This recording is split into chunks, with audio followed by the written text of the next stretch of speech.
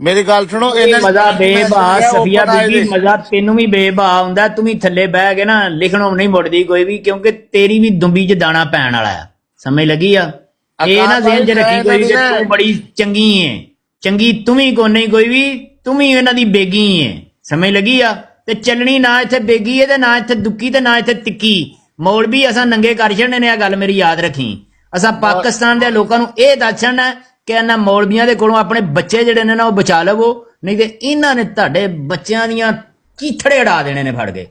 ਅੜਾ ਰਹੇ ਨੇ ਬਲਕਿ ਅਕਾਬ ਭਾਈ ਮੈਂ ਉਹ ਓਪਨ ਆਈ ਦੀ ਬਰਾੜ ਤੇ ਗਿਆ ਤੇ ਉੱਥੇ ਨਾ 5-6 ਗੈਰ ਜਮਾਤ ਨੇ ਮੋਡਰੇਟਰ ਬਣਾਏ ਤੇ 1-2 ਐਮ ਦੀ ਮੈਂ ਕਿਹਾ ਗੱਲ ਸੁਣ ਜਿਹੜਾ ਬੰਦਾ 2 ਬੇੜੀਆਂ ਦੇ ਲੱਤਾਂ ਰੱਖਦਾ ਉਹ ਕਦੀ ਡੁੱਬਿਆ ਤਰਿਆ ਨਹੀਂ ਉਹ ਡੁੱਬਦਾ ਵਾ ਵੇ ਸਫੀਆ ਨੂੰ ਕਿਵੇਂ ਪਤਾ ਕਿ ਯੱਕ ਕੌਣ ਹੈ ਸਫੀਆ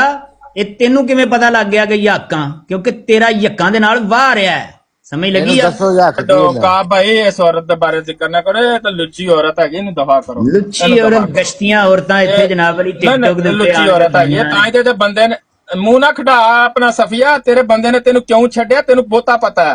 ਹੈ ਪਤਾ ਨਾ ਇਸੇ ਵਜ੍ਹਾ ਤੋਂ ਤੈਨੂੰ ਜਮਾਤ ਨੇ ਵੀ ਕੱਢਿਆ ਐਵੇਂ ਮੂੰਹ ਨਾ ਖੜਾ ਇੱਥੇ ਸਾਰਿਆਂ ਦਾ ਜਿਹੜੀ ਥੋੜੀ ਬਹੁਤ ਤੇਰੀ ਇੱਜ਼ਤ ਹੈਗੀ ਹੈ ਨਾ ਉਹਨੂੰ ਕਾਇਮ ਰੱਖ ਲੈ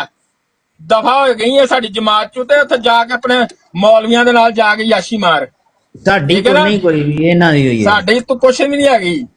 ਲੋਕੀ ਇਹਨੂੰ ਕਹਿੰਦੇ ਨੇ ਬਾਜੀ ਬਾਜੀ ਮੈਂ ਕਿਹਾ ਬਾਜੀ ਕਹਿ ਲੋਕ ਨੇ